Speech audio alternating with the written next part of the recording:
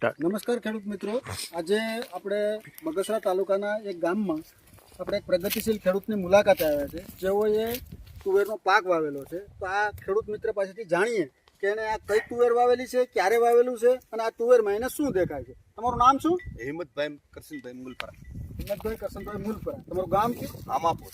આમાપુર. તાલુકો? કુકાઓ. બગસરા. બગસરાનો જિલ્લો? જિલ્લો અમરેલી. તો કે આ તમે તુવેરનું વાવેતર કરેલું છે, તો આ કઈ વેરાયટી છે? આ ધનલક્ષ્મી. ધનલક્ષ્મીની અંગુર વેરાયટી. અંગર.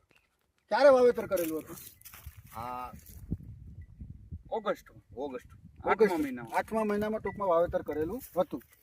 તો આ સીધું વાવેતર કરેલું હતું કે કોઈ પાક કરેલો હતો એમાં? નહીં, સીધે સીધું વાવેતર કરેલું હતું. હવે આ અત્યારે ઓગસ્ટ મહિનાથી લઈને આજે 12મો મહિનો પૂરો થયો, ટૂંકમાં જાન્યુઆરી મહિનાની 3જી તારીખ છે આજે. તો અંદાજિત 4 મહિનાનો પાક છે. 4 મહિના. 4 મહિનાના પાકમાં આ વેરાયટી તમે તુવેરનો પાક તો ઘણા વર્ષોથી કરતા હશો, ઘણી બધી વેરાયટીઓ વાવી હતી, પણ તમને આમાં શું ખાસિયત લાગે છે આ ધનલક્ષ્મી અંગુરમાં?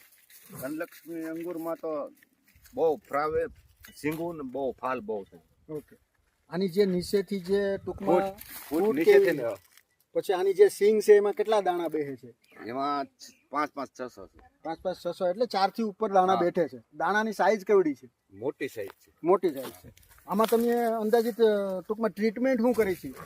ખાલી એક રાઉન્ડ માર્યો છે દવાનો. પછી ફર્ટિલાઇઝરમાં કાંઈ?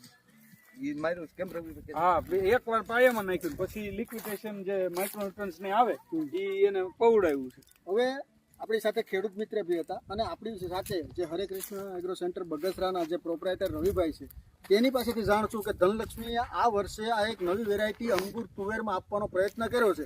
તો તેણે આ વેરાયટી ખેડૂતોને વવરાવી, તો તને એને કેવું લાગે છે? રવિભાઈ, તમને આ વેરાયટી ખેડૂતોને વવરાવ્યા પછી તમને આના ટૂંકમાં રિવ્યુ તમારે આપવાના છે, પણ આ વસ્તુ છે, દાખલા તરીકે તુવેર છે, એ તમે ઘણા વર્ષોથી વેચતા હશો, અલગ અલગ પ્રકારની જાતો જોઈએ છે, પરંતુ એમાં અને આમાં શું શું ફરક લાગે છે અને આની ખાસિયતો શું છે એ તમે જણાવો.